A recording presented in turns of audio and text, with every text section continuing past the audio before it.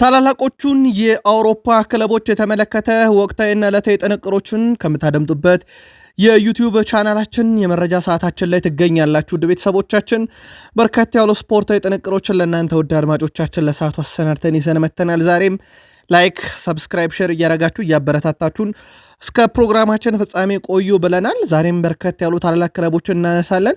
ግን አስቀድመን አፍሪካዊ ጉዳዮች በርከት ብለዋል። አሁን የአፍሪካ ዋንጫ ሊጀመር ስለሆነ በሜዳ ላይ ስትሸነፉ በጓሮ አትዙሩ ተብለው ለናይጄሪያዎች ጥብቅ መልእክት ተልኳል ከዲሞክራቲክ ሪፐብሊክ ኦፍ ኮንጎ። ትንሽ አነጋጋሪ ጉዳዮች ተፈጥሯል። አፍሪካ ምድር ላይ የተወሰኑ የምናጠራቸው ጉዳዮች አሉ። ከዛ ውጭ በማለዳው አንድ ጥንቅር አድርሰናችሁ ነበር። ተከታዩን መረጃ ይዘን መተናል። በአውሮፓ ትልቅ ክለቦች የዕለቱ መረጃዎቻችን ዛሬም እንደተጠበቁ ናቸው። ሪያል ማድሪድ ቤት በርከት ያሉ ተጫዋቾች ከጉዳት ተመልሰዋል። አነጋጋሪ ጉዳይም ይዘናል። በባርሴሎና በኩል ከአጥቂው እስከ ግብ ጠባቂው እናነሳለን። ልዩ ጥንቅር ለባርሴሎና ደጋፊዎች ተይዟል። በአውሮፓ የመረጃ ሰዓታችን ዛሬ ደግሞ ተረኛው ሮናልዶ ነው። እሱን የተመለከተም ልዩ ጥንቅር ይዘናል። ፕሪሚየር ሊጉን እንሄዳለን። በእንግሊዝ ፕሪሚየር ሊግ የመረጃ ሰዓታችንም በርካታ መረጃዎችን ይዘናል። ከታላላቅ ክለቦች ቶትናምን እናነሳለን። ልዩ ጥንቅር ይዘናል። ከሲቲ ጋር በተያያዘ ጋርዲዮላ ተጫዋቹ ክለቡን እንደማይለቅ አረጋግጠዋል። በሲቲ በኩል የቡድን ዜና ይዘንላችኋል። ከዞር ጋር እየይዘን መረጃዎች እናነሳለን። የቼልሲውን የፊት ወሰር ተጫዋች የተመለከተ ልዩ ጥንቅር ይዘናል። በቡድን ዜና ቼልሲን የተመለከተ ልዩ መረጃ አሰናድተንላችኋል፣ ትከታተሉታላችሁ። በሊቨርፑል የመረጃ ሰዓታችን ሁጎ ኤኪቲኬ ልዩ ጥንቅር እናነሳለን። ከዛ ውጭ ለየት ያለ መረጃም በሊቨርፑል በኩል የቡድን መረጃ ይዘናል። ቫንዳይክ፣ ዋታሪንዶ፣ አንዲ ሮበርትሰን፣ ዶሚኒክ ሴቦዝላይን፣ ሳላን የመሳሰሉ ተጫዋቾችን አያይዘን እንደ መረጃ እናነሳለን። ለሊቨርፑልም ደጋፊዎች እስከ ፕሮግራማችን ፍጻሜ እንድትቆዩ በአክብሮት ጋበዝን። የአርሰናል የቡድን ዜናችን በስፋት የቡድኑን ቁልፍ ተጫዋች ላይ ትኩረት እናደርጋለን። ከአምበሉ ማርቲን ኦዴጋርድ እስከ ዴክላን ራይስ፣ አማካዩን ማርቲን ዙቤሜንዲን ጨምሮ እናነሳለን። ከዛ ውጭ የቀድሞ የሲቲ ሰው ስለ አርሰናል አንድ ጥብቅ ነጥብ አንስቷል። መወያ የሚሆን አጀንዳ ስለሆነ እናነሰዋለን። የቡድኑን ተከላካይ ጋብርኤል ማጋሌሽን፣ አሰልጣኙ ማይክል አርቴታ፣ ሌጀንድ ቴሪ ዳንኤል ኦነሪ በልዩ የመረጃ ሰዓት ዛሬ ለአርሰናል ደጋፊዎች ከምናጋራቸው አበይት ጉዳዮች ውስጥ ነው። ሰበሩ መረጃ ያለው ማንቸስተር ዩናይትድ ቤት ነው። ብሩኖ ፈርናንዴዝ በስፔን ላሊጋ ልዩ ጥንቅር በሰበር ለዩናይትድ ደጋፊዎች እናደርሳለን። ጄሚ ካራገር ግን ብዙ አትከራከሩኝ እያለ ነው። ስለ ብሩኖ ፈርናንዴዝ ደግሞ ምን ብሎ ይሆን? ጠብቁን። ለሩበን አሞሪም ስል ይህን ዓመት እየተጫወተ ያለው የብሩኖ ፈርናንዴዝ ጉዳይ ዛሬ በሰበር ይነሳል። ከዩናይትድ ጋር በተያዘ የዝውውር መረጃ እናነሳለን። የቡድኑ ቁልፍ ተጫዋቾች ሀገራቸውን ወክለው በሚቀጥሉት አንድ ወራት እንደማይኖሩ ይታወቃል። የማንቸስተር ዩናይትድ 200 ሚሊዮን ፓውንድ በጀትን ከግብ ጠባቂው እስከ አጥቂው ወደ ማንቸስተር ዩናይትድ ይመጣሉ ይለቃሉ ከተባሉት ተጫዋቾችና ቀጣይ በጣም ወሳኙን ጨዋታ ከአስቶን ቪላ ጋር በሚያደርገው ማንቸስተር ዩናይትድ በኩል ትልቅ ዜናዎችን ይዘናል። እስከ ፕሮግራማችን ፍጻሜ ቆዩ። ላይክ፣ ሰብስክራይብ፣ ሼር አድርጉን። በሀሳብ መስጫ ሳጥናችን ላይ ጻፉልን። በድጋሜ እስከ ፕሮግራማችን ፍጻሜ መልካም ቆይታ ተመኘን። በማለዳው መረጃችን ናይጄሪያ ዲሞክራቲክ ኮንጎን ለፊፋ ከሰሰች ብዬ አጠር ያለ መረጃ ነግሬያችሁ ነበር። ከተጫዋች ተገቢነት ጋር በተያያዘ ኮንጎ ምላሽ ሰጥታለች። ሜዳ ላይ ማሸነፍ ሲያቅታችሁ በጓሮ በራት ሞክሩት ብላለች። ዓለም ዋንጫውን የምትጫወተውም በራስ መተማመን እንጂ በጠበቃና በፍርድ ቤት አይደለም ብላለች። ኮንጎ ናይጄሪያ ለፊፋ ቅሬታ ማስገባቷ ይታወቃል። ናይጄሪያ ብሔራዊ ቡድን ዲሞክራቲክ ኮንጎ በተሸነፈችበት የዓለም ዋንጫ የጥሎ ማለፍ ጨዋታ ዙሪያ ለፊፋ ቅሬታ አስገብታለች። ናይጄሪያ ቅሬታውን ያስገባችው ኮንጎም ያልተገባ ተጫዋች እንደ አሮዋን ቢሳካን አይነት አሰልፋለች በሚል ነው። ናይጄሪያ በተጨማሪም ኮንጎ ጥምር ዜግነት እንደማትፈቅድ ገልጻ ዋን ቢሳካ የእንግሊዝ ፓስፖርት እንዳለው አሳውቃለች። እንዲሁም ሌሎች ተጫዋቾች የቤልጂየም እና የኔዘርላንድ ፓስፖርት ያላቸው በጨዋታው ተሰልፈዋል ብላለች ናይጄሪያ። ስለ ጉዳዩ ምላሽ የሰጡት የዲሞክራቲክ ሪፐብሊክ ኦፍ ኮንጎ እግር ኳስ ዳይሬክተር ሄርታ ኢሉንጋ ጉዳዩ ያ ከሆነ አያስኬድም፣ የአፍሪካ ዋንጫ ላይ ትኩረት እንድታደርጉ እመክራለሁ ብለዋል።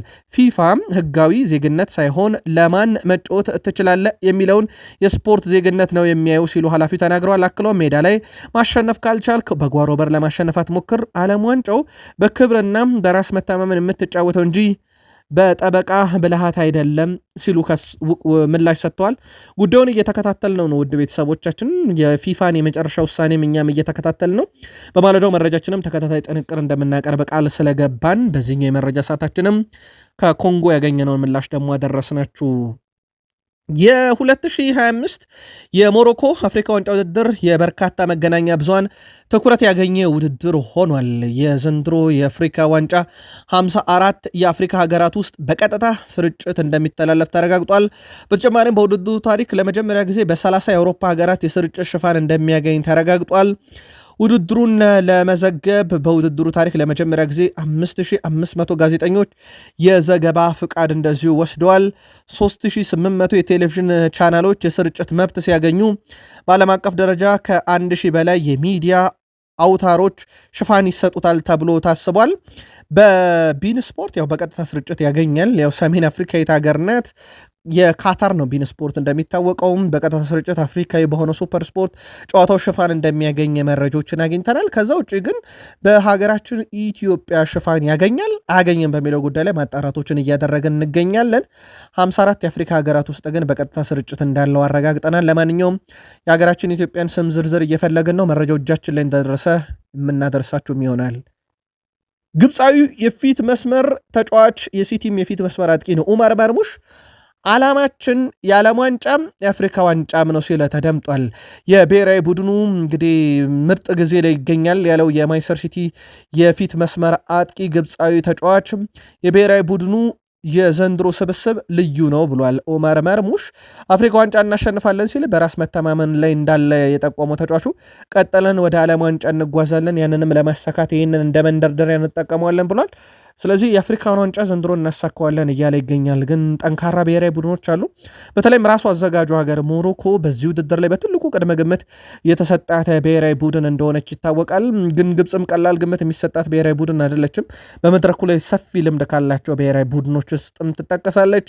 እንደ ሳላህ እንደ ኡመር መርሙሽ ያሉ ደግሞ በጣም ጥንቅቅ ያሉ በአውሮፓ እግር ኳስ ልምድ ያላቸው የሊቨርፑል እና የሲቲ የፊት መስመር አጥቂዎች አሉ። ለማንኛውም ውድድሩ ቀጣይ ሳምንት ጅማሬውን ያደርጋል። የግብፅ ነው ሁሉ ነገር እያለ ነው አይደለም። የአፍሪካ ዋንጫ የዓለም ዋንጫ ነው። ኡመር መርሙሽ ነው። ወደ ሌሎች የአፍሪካን ጉዳይ እንሻገር።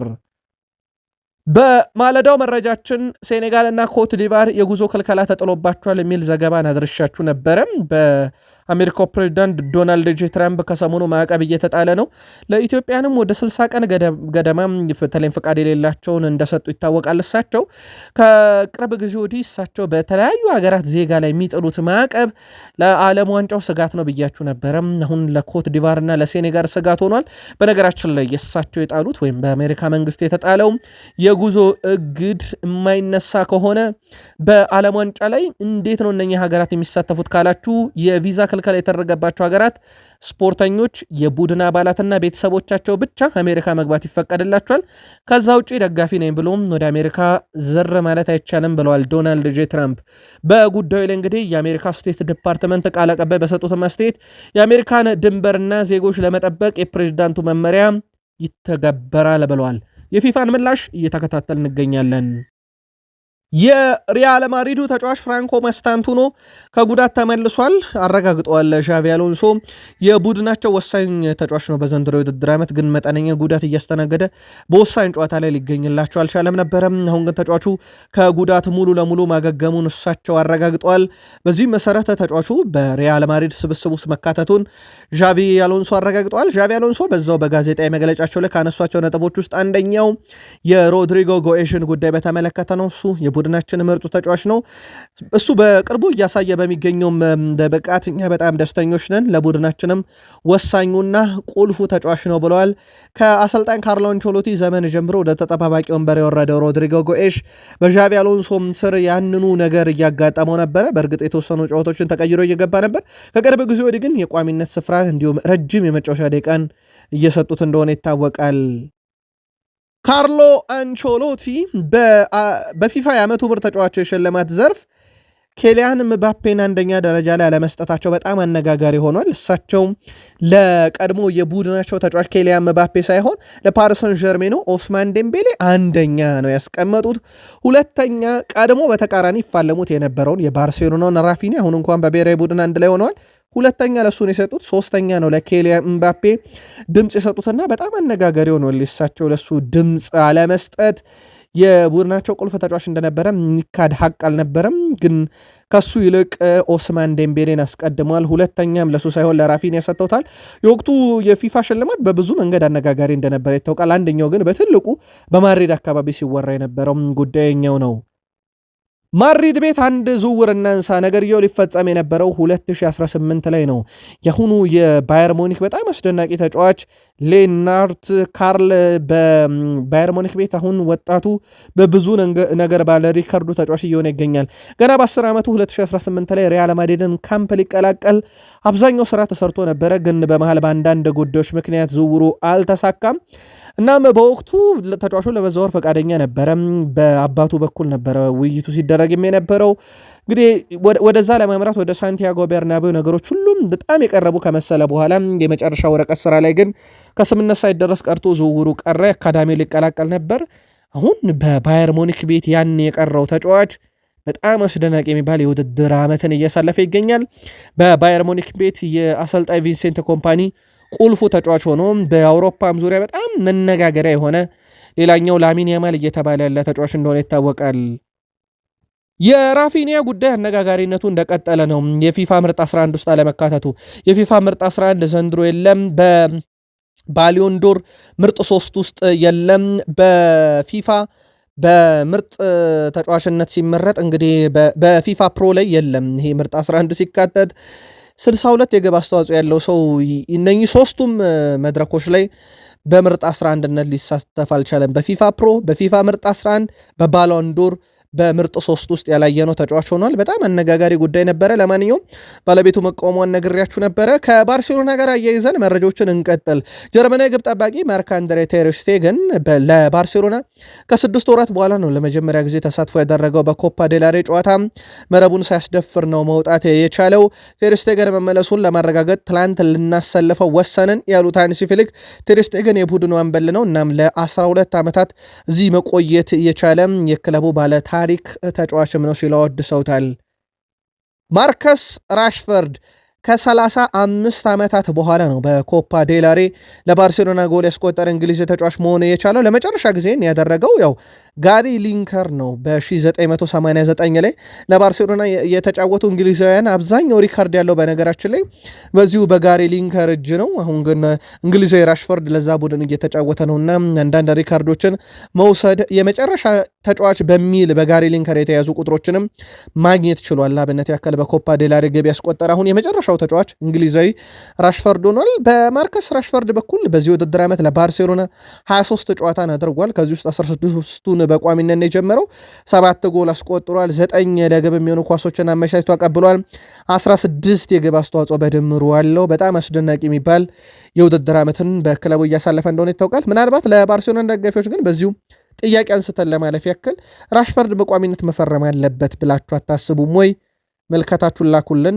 የዩናይትድም ደጋፊዎች ራሽፈርድ ካልፈረመ ለማንቸስተር ዩናይትድ መጫወት የሚያስችል ብቃት ላይ አልደረሰም ወይ? መልከታችሁን አጋሩን። ኔዘርላንዳዊው የኢንተር ሚላን ተጫዋች ዴንዝል ዶምፍሪስ በአፋጣኝ እንግዲህ ወኪል ቀይሯል። በአሊ ባርንተን ስር እንደሚተዳደር ከዚህ በኋላ አሳውቋል። ይህም የሆነበት ምክንያት ተጫዋቹ በቀጣይ ክረምት ኢንተር ሚላንን ይለቃልና መዳረሻውን ከወዲሁ እንዲያመቻችለት ነው ተብሏል። ካስታወሳችሁ ባለፈው ክረምት ላይ ከሲቲም ከባርሴሎናም ጋር ሲያያዝ ነበረ ስሙ። ግን ሁለቱም ክለቦች በቀጣይ ተጫዋቹን በሚቀጥለው ክረምት እንጂ በዚህኛው ክረምት የማስፈረም ፍላጎት ስላልነበራቸው ወይም ባለፈው ክረምት የማስፈረም ፍላጎት ስላልነበራቸው ያልተሳካ ዝውውር ነው። አሁን ግን ዴንስል ዶምፍሪስ ያው ሕክምና እያደረገ ነው ከሰሞኑ ጉዳት አስተናግዶ። አሁን በቀጣይ ክረምት መዳረሻውን ያመቻችለት ዘንድ አዲስ ወኪል መሾሙ ይፋ ተደርጓል። የጀርመን ቡንደስሊጋ ውስጥ በጣም አነጋጋሪ አንድ ተጫዋች እናንሳ። ሮቤርት ሌዋንዶስኪ 2021 ላይ በቡንደስሊጋ የተጫወተ በጣም አስደናቂ ጊዜን የሚያሳለፈ ተጫዋች ነው። በእርግጥ በጋርዲዮላም ስር ተጫውቷል። በወቅቱ በ34 የቡንደስሊጋ ጨዋታ 43 ግቦችን አስቆጥሮ ነበር። ይሄ በጣም ትልቅ የሚባል ቁጥር ነው። በእግር ኳስ እንግዲህ አንጋፋ ተጫዋች ሆኗል። አሁን ከባርሴሎና መውጫው ሰዓት ላይ እንደደረሰ ይታወቃል። ሌላ አንድ በጣም አስገራሚ ቁጥር በዚሁ የሮናልዶን እናንሳ። በአውሮፓ የመረጃ ሰዓታችን ላይ ሮናልዶ 30 ዓመት ከሞላው በኋላ ያስቆጠራቸው የግብ መጠኖች ወደ 490 አካባቢ ደርሷል። ቀጣይ 10 ጎሎችን ሲያስቆጠር ከ30 ዓመቱ በኋላ ብቻ 500 ግብ ላይ መድረስ ይችላል። ይሄ በእግር ኳስ ዘመናቸው ሁሉም በጣም ምርጥ የተባሉ ተጫዋቾች በአውሮፓ ውስጥ ያላገኙትን ግብ ነው ሮናልዶ ባለፉት 10 ዓመታት ወደ 12 ዓመታት ውስጥ የሚያስቆጥረው እንደማለት ነው። ምክንያቱም 41 ዓመት ሊሞላው ነው ኦልሬዲ ባለፉት 11 ዓመት ውስጥ ይህንን ሊያደርግ። ስለዚህ 10 ጎል ይቀረዋል። በዚህ ወር መጨረሻ የሳውዲ ፕሮ ሊግ ወደ ጨዋታ እንደሚመለሱ ይታወቃል። በአረብ ካፕ ምክንያት ተቋርጦ እንዳለ ይታወቃል። የእንግሊዝ ፕሪሚየር ሊግ የመረጃ ሰዓታችንን ከቶትናም እንጀምር። በእርግጥ የቶትናም ብቻ አይደለም ቁጥሩ ወልብስንም እናነሳለን በዚሁ ያይዘን። በትልልቅ ክለቦች ግን ቶትናም ውስጥ ነው ሪካርዱን የምናገኘው። ለማንኛውም በእንግሊዝ ፕሪሚየር ሊግ በዚህ ውድድር ዓመት በሰሯቸው ስህተቶች ተጫዋቾቻቸው በሰሯቸው ስህተቶች በርካታ ሙከራ ያስተናገደው ቡድን ቶትናም ሆኗል። 20 ሙከራን ተስተናግዶበታል። ሁለተኛ በርካታ ሙከራ ያስተናገደው ቡድን ኤቨርተን ነው 19፣ ሶስተኛው ኖቲንግሃም ፎረስት ነው 18፣ አራተኛው ወልቭስ ነው 17 እያለ ይቀጥላል። ግን ደግሞ በተሞከረባቸው ሙከራ ብዙም ቡድን ላይ ችግር ላይፈጥር ይችላል። በተቆጠረ ግብ ካየነው ግን ወልቭስ ተጫዋቾች በሰሯቸው ስህተት 7 ግብ አስተናግደዋል። ቶትናም 5 አስተናግዷል። ሁለተኛው ቡድን ነው። በታላላቅ ክለቦች ውስጥም ቶትናምን ነው የምናገኘው። በርካታ ግብ ተጫዋቾቹ በሰሩበት ስህተት የተቆጠረ ሰንደርላንድ፣ ኖቲንግሃም ፎረስት 5 ተቆጥሮባቸዋል። በተመሳይ ብሬንትፎርድ፣ ፉልሃም፣ አስቶን ቪላ እንዲሁም ኤቨርተን 4 ተቆጥሮባቸዋል። በርካታም ስህተት የሰራው ቶትናም ነው። ከታላላቅ ክለቦች በተጫዋቾቹ በኩል ሙከራ ተደርጎበታል 20። በርካታም ግብ በታላላቅ ክለቦች የተቆጠረበት ቶትናም ሆትስፐርስ ሆኗል። ጋርዲዮላ ተጫዋቹን እንደማይለቁት በጥር አስታውቋል። የማንቸስተር ሲቲው ዋና አለቃ ፔፕ ጋርዲዮላ በቡድናቸው ውስጥ የቋሚ ግብ ጠባቂነት ቦታ ፉክክር እንዳለ አምነው ግን በክረምት ያመጡት ጄምስ ትራፎርድ የመጫወቻ ደቂቃ ማጣቱን ተከትሎ ክለቡን ሊለቅ ይችላል ቢባልም ጄምስ ትራፎርድ በጥር የዝውውር መስኮት ከኛ አይለቅም፣ ይህን ዓመት በእርግጠኝነት ከኛ ጋር ይቆያል ሲሉ ተደምጧል። ከቡድኑ ክረምት ላይ በተለይም ከግብ ጠባቂ የነበረው ብራዚላዊ ግብ ጠባቂ ኤደርሰን ሞራይስ ጋር እንደሚለያይ ሲረጋገጥ ጄምስ ስትራፎርድን አመጡ። የቡድኑ ቁጥር 1 ግብ ጠባቂ ሆኖ ነበረ ጃሊጂ ዳናሮማ እስኪመጣ። በኋላም ላይ ግን ጃሊጂ ዳናሮማ ከመጣ በኋላም ጄምስ ስትራፎርድ ወደ ተጠባባቂ ወንበር እንደወረደ ይታወቃል። በዚህ ምክንያት ክለቡን ሊለቅ ይችላል እየተባለ ነው በጥር። ጋርዲዮላ ግን ምን ሲደረግ ብሏል። ለማንኛውም የጥር የዝውውር መስኮት አጀንዳ እንደሚሆን ነው ካሁኑ እየተጠበቀ የሚገኘው። ማንቸስተር ሲቲ ባለፈው የውድድር ዘመን በክለቡ ታሪክ 3ኛውን ከፍተኛ ገቢ መሰብሰቡን ይፋ አድርጓል። ማንቸስተር ሲቲ ባለፈው የውድድር ዘመን ወደ 694.1 ሚሊዮን ፓውንድ ወደ ካዝናችን ገቢ አድርገናል ብለዋል። ስቴዲየም ገቢ፣ የመለያ ሽያጭ፣ የምስል መብቶችን ጨምሮ ከቴሌቪዥን ማለት ነው ከበርካታ አማራጮች እንግዲህ ወደ 694.1 ሚሊዮን ፓውንድ ገቢ አግኝተናል ብሏል። ይህም በሲቲ 3ኛው ከፍተኛው ገቢ ሆኖ ተመዝግቧል። ሲቲ በቅርብ ዓመታት ውስጥ የአውሮፓን እግር ኳስ የተቆጣጠረው ቡድን ሆኗል። በእርግጥ ባለፈው ዓመት ነገሮች በተወሰነ መንገድ የከበዱት ቡድን ነበረ። በተለይም ዓመቱን ያለ ዋንጫ ለማጠናቀቅ ተገዶ ነበረ። ኤፍ ኤ ካፕ ሊያነሳ የሚችልበት እድል ነበረ። ያው በክሪስታል ፓላስ ተሸንፎ ዋንጫውን ያጣም። በክለቦች ዓለም ዋንጫ ተጠብቆ ነበር። ረጅም ርቀት አልሄደም። በሳውዲው ክለብ አልሂላል ተሸነፈ፣ ወጣ 4-3። ዘንድሮ ግን ያንን ዓመት የሚያካክስበት አይነት ጅማሮ ላይ ያለ ይመስላል። ቅድመ ግምት አልተሰጠውም ዓመቱ ሲጀመር ብዙ። አሁን ግን ከአርሰናል በ2 ነጥብ ርቆ የፕሪሚየር ሊግ ሁለተኛ፣ የአውሮፓ ሻምፒዮንስ ሊግም በቀጥታ 8 ውስጥ ገብቶ ለማጠናቀቅ እድል ያለው ክለብ እንደሆነ ይታወቃል። አሌሃንድሮ ጋርናቾ 3 ጎሎችን ለሰማዮቹ አስቆጥሯል። በክረምት የዝውውር መስኮት ማንቸስተር ዩናይትድ ለቆ የለንደኑን ክለብ ቼልሲን የተቀላቀለው አሌሃንድሮ ጋርናቾ 3ቱን ጎሎች ያስቆጠረው በ3 የተለያዩ መድረኮች ነው። በዚህ ሳምንት የሊግ ካፕ ግብ አስመለከተን፣ ያውም 2 ግቦችን አስቆጥሯል። በፕሪሚየር ሊግ ግብ አስቆጥሯል። በአውሮፓ ሻምፒዮንስ ሊግ ግብ አስቆጥሯል። 3 የተለያዩ መድረክ ግቦች አሉት እንደማለት ነው። እንግዲህ በዚህ ተጫዋች በኩል በእርግጥ በማንቸስተር ዩናይትድ የብቃት ጥያቄ ወይንስ ከሩበን አሞሪም ጋር ያለ መግባባት ጥያቄ የሚለው እንዳለ ሆኖ በቼልሲ በኩል ሲመጣ እሳቸው ከነሙሉ ፊትነሱ አለመጣምና ጊዜ ይፈልጋል ብለው ነበረ ማሬስካ። ከዚህ ሳምንት ጨዋታ አንድ የተረዳነው ነገር ከተቀያሪ ወንበር ካስነሱት በኋላ ነው ተጫዋቹ እነኛን 2 አስደናቂ ግቦች ለክለቡ ያስቆጠረውና ምናልባት ፊትነሱ ላይ ተመልሷል ብለው ያሰቡ ጊዜ ግን በቋሚነት በተከታታይ እንደሚያጫውቱት ነው ማሬስካም ሀሳባቸውን ያጋሩት። ቸልሲ በታሪካቸው ለ17ኛ ጊዜ ነው ካራባው ካፕ ግማሽ ፍጻሜ የደረሱት። በኤፍኤ ካፕ እና በካራባው ካፕ በድምሩ ካየን ደግሞ ለ10ኛ ጊዜ ግማሽ ፍጻሜ በተከታታይ ደርሰዋል። ይህን በማለዳው መረጃችን አንስተነው ነበር። እናም በቼልሲ በኩል ትኩረታችን ካራባው ካፕ ላይ እናደርግና ቼልሲ ባለፉት 17 ጊዜ በካራባው ካፕ ግማሽ ፍጻሜ ሲደርሱ በ9ኙ ለፍጻሜ ደርሰው ነበረ። በ5ቱ ደግሞ ዋንጫውን አሳክቷል። በ4 ፍጻሜ ብቻ በካራባው ካፕ ሽንፈት ገጥሟቸዋል። በዘንድሮም የውድድር ዓመት እንግዲህ በታላላቅ ክለቦች ደረጃ እንደ ዩናይትድ፣ ሊቨርፑል በጊዜ ወጡ ናቸው። ግን ሲቲን የመሰለ ሌላ ትልቅ ቡድን ይጠብቃቸዋል። ለማንኛውም ለ17ኛ ጊዜ የካራባው ካፕ የግማሽ ፍጻሜ ተፋላሚ ቡድን ሆነዋል። ባለፈው ሳምንት ሁጎ ኤኬቴኬ ከማዕዘን የመጣች ግብ አስቆጥሯል። ያው ለሊቨርፑል በቀጥታ ከማዕዘን መታ በጭንቅላት ተገይታ የተቆጠረች የመጀመሪያው የዚህ ዓመት ግብ ናት። ሁጎ ኤኬቴኬ ያስቆጠራት። በዛው ሁጎ ኤኬቴኬን አንዳንድ መረጃዎች እንቀጥል። በዚህ ውድድር ዓመት 7 ግቦችን አስቆጥሯል ለሊቨርፑል በፕሪሚየር ሊጉ። ጥሩ የሚባል ቁጥር ነው። ምናልባት ከጅማሬው አንጻርና ከሊቨርፑል ወቅታዊ የቡድን አቋም መውረዳ ጋር በተያዘ ምናልባት 7 ግብ ትንሽ ቢመስልም ግን ከወቅታዊ ብቃት አንጻር በጣም ትልቅ የሚባል ነው። በዛ ላይ ለፕሪሚየር ሊጉ አዲስ ነው። 4.2 ግብ የማስቆጠር ንጻሬ ውስጥ ነው። ያውም 7 ግቦችን ያስቆጠሩ ተጨማሪ 3 ግብ እንደማለት ነው። 30 ሙከራዎችን አድርጓል። 0.14 ሙከራን በጨዋታ ያደርጋል በሙከሮችን ያደርጋል። በ872 ደቂቃዎች ለሊቨርፑል ተጫውቷል። የተጫዋቹ ግብ የማስቆጠር ንጻሬን ካየነው በተለይም አብዛኛውን 7ቱንም ግቦች ያስቆጠራቸው ከፍጹም ቅጣት ምት ውስጥ ነው። ውድ ቤተሰቦቻችን የሁጎ ኤኬቴኬ ቁጥር ቀላል የሚባል አይደለም። እንዳልኳችሁ የመጀመሪያ ዓመቱን በሊቨርፑል እያሳለፈ እንደሆነ ይታወቃል። ቨርጅል ቫንዳይክ፣ ዋታሩ ኢንዶ፣ አንዲ ሮበርትሰን እና ዶሚኒክ ሴቦስ ላይ ሳላህን የፊፋ የዓመቱ ምርጥ ተጫዋች በማለት መርጠውት ነበረ፣ ግን አልተካተተም። ሳላ ደግሞ የባርሴሎናን ላሚን ያማልን ሲመርጥ ኮነር ብራድሌ ላሚን ያማልን በተመሳይ መርጧል። ሳላህን ሁለተኛ ነው የመረጠው ኮነር ብራድሌ። የቡድኑን ተጫዋች ይልቅ የላሚን ያማል መራጭ ሆኖ ነው የተከሰተው ኮነር ብራድሌ። ከዛ በዘለለ የአሰልጣኝ ምርጫ ላይ የሪያል ማድሪዱ ተጫዋች ዳቪድ አላባ የሊቨርፑልን አሰልጣኝ ስሎትን የፊፋ የዓመቱ ምርጥ አሰልጣኝ በማለት በመጀመሪያ ምርጫ ውስጥ ማካተቱ ነው ይፋ የተደረገው።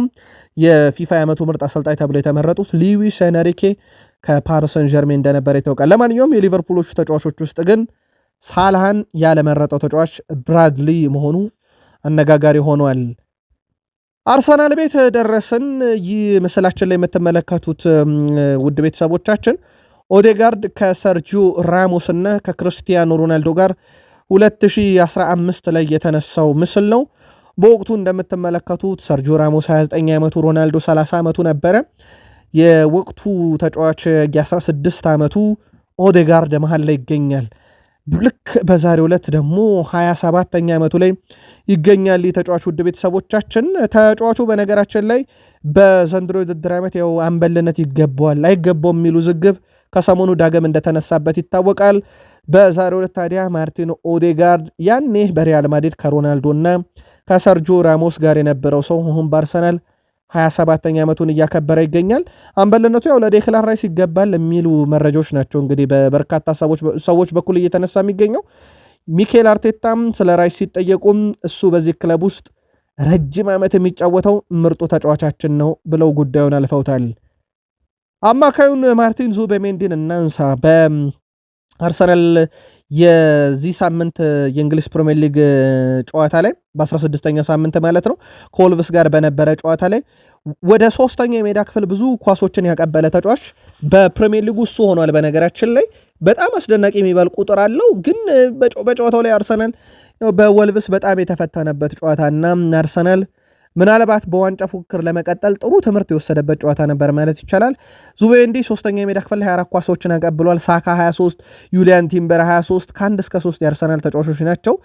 ከዛ በአራተኝነት የምናገኘው የብራይተኑን ጃነ ፓውል ቫን ሂክን ነው 22 አለው። ዴክላን ራይስ 21 እያለ ይቀጥላል። ከዛ ሞርጋን ሮጀርስ 6ኛ፣ ካል ዱግ የብራይተኑ ተጫዋች 7ኛ፣ ብሩኖ ፈርናንዴስ ከዩናይትድ 8ኛ፣ ብሩኖ ጎማሬሽ ከኒካስል 9ኛ፣ ጃክ በርን ላርሰን ከበርንሌ 10ኛ ደረጃ ተቀምጧል። የአርሰናል ተጫዋቾች በብዛት 3ኛ የሜዳ ክፍል ላይ ኳስ ሲያቀብሉ ነበረ። ይህም ቀዳሚው ሰው ማርቲን ዙቤሜንዲ ነበረ በወቅቱ። ሚካ ሪቻርድስ ስለ አርሰናል ግን አንድ በጣም ቁልፍ ሀሳብ አንስቷል። እኔ ስለ አርሰናል አሁን የሚሰማኝ ነገር ኑኖ ማዱኬ የአርሰናል ምርጡ ተጫዋች ነው፣ ሳካ የፕሪሚየር ሊጉ ምርጡ ተጫዋች ነው ብሏል። በተመሳሳይ አሁን ትልቁ ጥያቄ ግን የአርሰናል አደገኛው የሜዳ ክፍል የቱ ነው ካላችሁኝ የግራው ነው። ማዱኬንም ብታስገቡት በዛ ቦታ ላይ ሳካንም ብታስገቡት የአርሰናል አደገኛው የማጥቃት ክፍል ያለው ያ ነው። እኔ ሁለቱንም ሜዳ ላይ ማየት ፈልጋለሁ ብሏል ሪቻርልሰን እና ሁለቱም አደገኛ ከሆኑ በዛ መስመር ላይ አንዱም በቀኝ አንዱም በግራ ተሰልፎ ማጫወት ቢቻል ጥሩ ብዬ ያስባለሁ። ግን ደግሞ በተቃራኒው ሳካም እንዲሁም ማዱኬም በቀኝ በኩል ሲጫወቱ ነው ምቾት የሚሰጣቸው ምቾት የሚሰማቸው። ያ ነው ለእኔ ችግር ብዬ የማስበው። ያም ሆኑ ምክንያት ሁለቱን ተራ በተራም እያቀያየሩ ማስገባታቸው ምክንያት የአርሰናል አደገኛው ክፍል ያ በመሆኑ ምክንያት የቀኝ የማጥቃት ኮሊደሩ ሳካና እንዲሁም ቀይሮ የሚገባው ማዱኬን ጨምሮ አደገኛው ክፍል ያ መሆኑ አርሰናል በበርካታ ክለቦች ዘንድ ያ ቦታ በጣም አደገኛው መሆኑ ታውቆባቸው ፈተና እየገጠማቸው ነው ሲል ተደምጧል። ምናልባት የእናንተ መልከት አድርሱን። አርሰናል በውድድር ዓመቱ ጋብርኤል ማጋሌሽ ምርጡን ተከላካይ ይዞና ሳይዝ ሁለት የተለያየ ምዕራፍ እያሳለፈ ይገኛል። ለአብነት ያክል በ17 ጨዋታዎች የመጨረሻዎቹ ጋብርኤል ማጋሌሽ በነበረባቸው 5 ግብ ያስተናገደው አርሰናል በመጨረሻዎቹ እሱ በሌለበት 7 ጨዋታ 5 ግብ አስተናግዷል። ስለዚህ 10 ጨዋታ ቀንሷል። ያለ ማጋሌሽ 5 ግብ ሲቆጠርበት ማይክል አርቴታ ይሄ ተጫዋች በጊዜ እንዲመለስላቸው ምን ያህል ጥረት እያደረጉ እንደሆነ ይታወቃል። እስካሁን እጃችን ላይ በደረሰን መረጃ መሰረት በዚህ ወር መጨረሻ አካባቢ ወደ ቡድኑ ይመለሳል የሚሉ መረጃዎች ናቸው በስፋት እየወጡ የሚገኙት። ያም ይሆን ከሆነ ለአርሰናል በጣም ወሳኙ ሰው ወደ ሜዳ ይመለሳል እንደማለት ነው። ከአርሰናል ጋር አያይዘን ማይክል አርቴታ እናንሳ። በፊፋ የዓመቱ ምርጥ አሰልጣኝ እጩ ውስጥ እንዳሉ ይታወቅ ነበረና ምርጫው ሂደት ላይ እንዳልኳችሁ በበርካቶች ዘንድ ቅድመ ምርጫ ተደርጎ ሄነሪኬ ያሸንፏል። የአርቴታ ቦታ 4ኛ ደረጃ መሆኑን አረጋግጠኛል። ሄነሪኬ 1ኛ፣ የባርሴሎና ሃንሲ ፍሊክ 2ኛ፣ የሊቨርፑል ስሎት 3ኛ፣ የአርሰናሉ ማይክል አርቴታ 4ኛ ሆነው ማጠናቀቅ ችለዋል። ውድ ቤተሰቦቻችን በ4ኝነት ነው። ሌላው የአርሰናሉ ሌጀንድ ቴሪ ዳንኤል ኦነሪ በቀጣይ ትልቅ ሽልማት ይጠብቀዋል ተብሏል። በመጪው ሐሙስ በቢቢሲ የ2025 የዓመቱ ምርጥ ስብዕና ሽልማት ፕሮግራም ላይ ቴሪ ሄነሪ የህይወት ዘመን ሽልማት እንደሚበረከትለት መረጃ ደርሶናል። ስለዚህ የአርሰናሉ ሌጀንድ በ2025 የቢቢሲ ስፖርት የዓመቱ ምርጥ ሰው ሽልማትን የሚረከብ ይሆናል። ሰበሩን መረጃ ከዩናይትድ እናስቀድም። ብሩኖ ሚጌል ቦርጌሽ ፈርናንዴዝ ስፔን ላሊጋ ወይንስ ጣሊያን ሴሪኤ በጉዳዩ ላይ ምላሽ ሰጥቷል። ፖርቹጋል የማንቸስተር ዩናይትድ ተጫዋች ብሩኖ ፈርናንዴዝ በላሊጋና የሴሪኤ መጫወት ፍላጎት አለኝ ብሏል። በማንቸስተር ዩናይትድ ተፈላጊ እንደሆንኩ እስከተሰማኝ ድረስ መቆየት እፈልጋለሁ ያለው ብሩኖ ፈርናንዴዝ፣ ነገር ግን በስፔን የመጫወትና በጣሊያን ሴሪኤ ለዋንጫ መፎካከር ፍላጎት አለኝ ያለ ተጫዋቹ ከጣሊያን ጋር ልዩ ትስስር አለኝ፣ እንዳትረሱ አስታውሱ ልጄም የተወለዱት በዛ እንደሆነ ብሏል። ልጅ እዛ ነው የተወለደችው ሲልም ተደምጧል።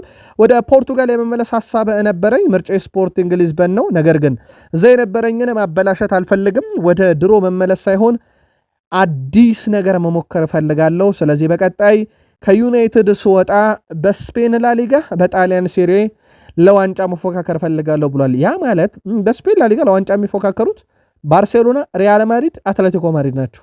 ያው በዋነኝነት ደግሞ ባርሴሎና እና ሪያል ማድሪድ። በጣሊያን ለዋንጫ በጣም የሚፎካከሩ የቅርብ ጊዜ ክለቦች ውስጥ ናፖሊ ይጠቀሳል። ኢንተር ሚላን በትልቁ የሚነሱ ክለቦች ናቸው። ኤስ ሚላንም በእርግጥ ይፎካከራል፣ ግን በተወሰነ መንገድ የአቋም መዋዠቅ አለ። በወጥነት ግን ኢንተር ሚላን እና ናፖሊ ይጠቀሳሉ። የብሩኖ መዳረሻ ፍንጭ እየሰጠ ይሆን? ምልከታችሁን ላኩልን። ጄሚ ካራገር ብዙ ሀሳቦችን ሲያነሳም ያው በርካታ ጊዜ የእሱ ሀሳቦች እንግዲህ ተቃርኖ ይበዛቸዋልና ደጋፊዎች አይወዷቸውም። ስለ ብሩኖ ግን ለየት ያለ ሀሳብ ነው ያነሳው። አሁንም ደጋግሜ የምናገረው ነገር የዓለማችን ምርጡ አማካይ ብሩኖ ፈርናንዴዝ ነው ብሏል። በ10 ቁጥር ቦታ ላይ እንደሱ አይነት ምርጥ ተጫዋች በዚህ ሳል ልጠሩልኝ አትችሉም ብሏል ጄሚ ካራገር። የማንቸስተር ዩናይትድም የወቅቱ ምርጥ ተጫዋች እሱ ነው። ያ ብቻ ሳይሆን የዓለማችንም ምርጡ ነው በዚህ ሰዓት የቦታው ብሏል። በብሩኖ ፈርናንዴዝ በኩል ሌላ ልናነሳው የምንችለው ነገር የመልበሻ ክፍል ውስጥ ጉዳይ በሚል ነው። የመልበሻ ክፍል ውስጥ ብሩኖ ፈርናንዴዝ ይለቃል የሚሉ ስሜቶች እንዳሉ ነው ከዩናይትድ በኩል መረጃዎች በስፋት እየወጡ የሚገኙት። ከዚሁ ጋር አያይዘን ግን ወደ ቤተሰቦቻችን ብሩኖ ይሄን ዓመት በዩናይትድ እየተጫወተ ያለው በአሰልጣኙ ይሁንታና ፍቃድ በአሰልጣኙ ምክንያት እንጂ በማንቸስተር ዩናይትድ ፍላጎት አይደለም። ይሄንን ራሱ አረጋግጦታል። ስለዚህ የሩበን አሞሪ ቆይ ጥያቄን ተቀብሎ የቆየ ተጫዋች ብቻ እንደሆነ እንዳይዘነጋም።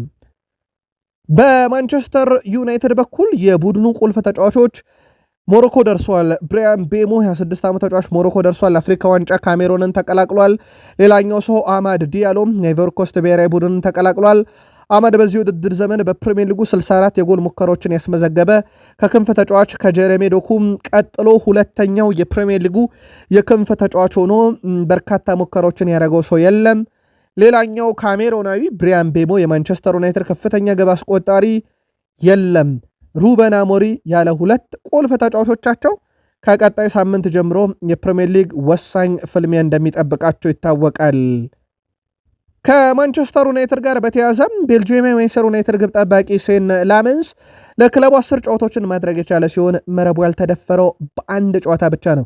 ባለፉት 9 ጨዋታዎች ምንም አይነት ክሊንሺት አላስመዘገበም።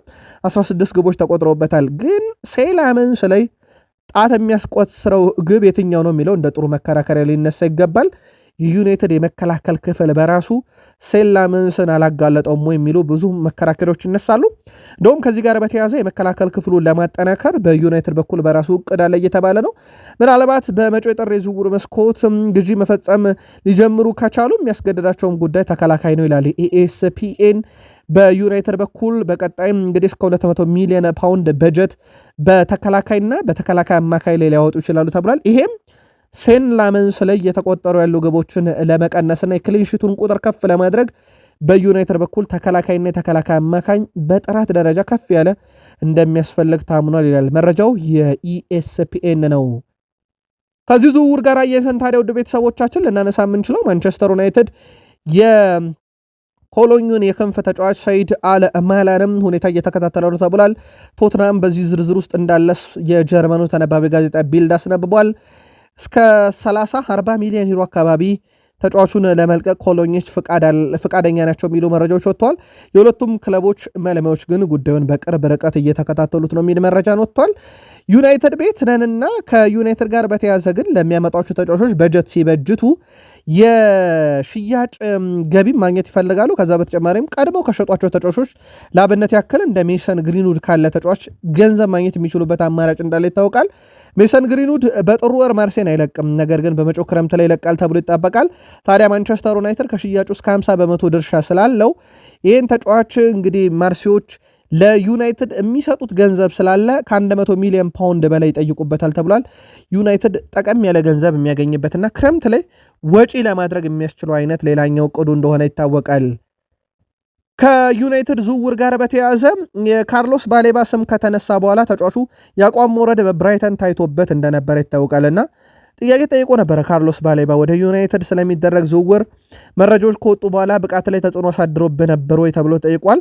ተጽዕኖ ያሳደረብኝ አይመስለኝም፣ ነገር ግን ብዙ ጫና ነበረብኝ። የውድድር ዓመቱ ሲጀምር ልክ እንደ ባለፈው ዓመት አይነት ብቃት ለማሳየት ፈልጌ ነበር። በየቀኑ ጠንክሬ ለመስራትና ወደ ቀደመ ደረጃ ለመመለስ እሞክራለሁ። በራሴ ላይ ከመጠን በላይ ጫና ሳርፌ ይሆናል፣ እንደዚያ ይመስለኛል የተፈጠረው ነገር ግን ከዩናይትድ ዝውውር ጋር በተያያዘ የመጣ ችግር አይደለም ብሏል። አሰልጣኝ ፋቢያን ዊዝለር ግን ይህ የብቃት መውረድ የመጣው ከዩናይትድ ጥያቄ በኋላ ተጫዋቹ ላይ ተጽዕኖ ስላደረበት ነው ማለታቸው የሚታወቅ ነው። የማንቸስተር ዩናይትድ የአካዳሚ ዳይሬክተር የሆኑት ስቴቨን ቶርፔይ ከጆኒ ኢቫንስ ስራ መልቀቅ በኋላ እስካሁን ድረስ በውሰት ውል ለቀው የነበሩ ተጫዋቾች የመከታተል ሚናን ስራ ሲሰሩ ነበረ። ዩናይትድ ለዚህ ሚና አዲስ ቋሚ ሰው ለመሾም እየተዘጋጀ ነው። በዚህም ሚና የሚሰራ ኃላፊ ለማምጣት ከአንዳንድ ክለቦች ጋር አስቀድሞ ውይይቶችን እያደረጉ ነው ተብሏል። ዩናይትድ አካዳሚው ላይ በትኩረት እየሰራ እንደሆነ ይታወቃል። ምክንያቱ ደግሞ ማንቸስተር ዩናይትድ ለ28 የፕሪሚየር ሊግ ዋንጫ ፕሮጀክት ወይም ጉዞ 150 ብለው የጻፉት የዩናይትድን ምስረታ በዓል ሲያከብር ዋንጫ ለማንሳት አካዳሚው ላይ መስራት የሚል ትልቅ ፕሮጀክት እንዳላቸው ይታወቃል። ለዛ እንግዲህ አዲስ ሰው በቅርቡ ሾማሉ ተብሎ ይጠበቃል። በዩናይትድ በኩል የፊታችን እሁድ በጣም ወሳኝ የተባለ ጨዋታ ከአስቶን ቪላ ጋር ያደርጋሉ። ማይክል ኦሊቨር ይህን ጨዋታ ይመሩታል። ረዳት ዳኞቻቸው ስቱዋርት በርትና ኔል ዴቪስ ሆኗል። አራተኛ ዳኛ ማይክል ሳልስበሪ፣ ቫር ላይ ፒተር ባንክስ፣ ረዳት ቫር ዳኛ ኢያን ሁሰን ይመሩታል። ስለዚህ ማይክል ኦሊቨር ወጣቱ የፕሪሚየር ሊግ አልቤተር የዩናይትድና የአስቶን ቪላ ጨዋታን ይመሩታል። እዚህ ጋር እናብቃና በቀጣይ እንገናኝ። መልካም ጊዜ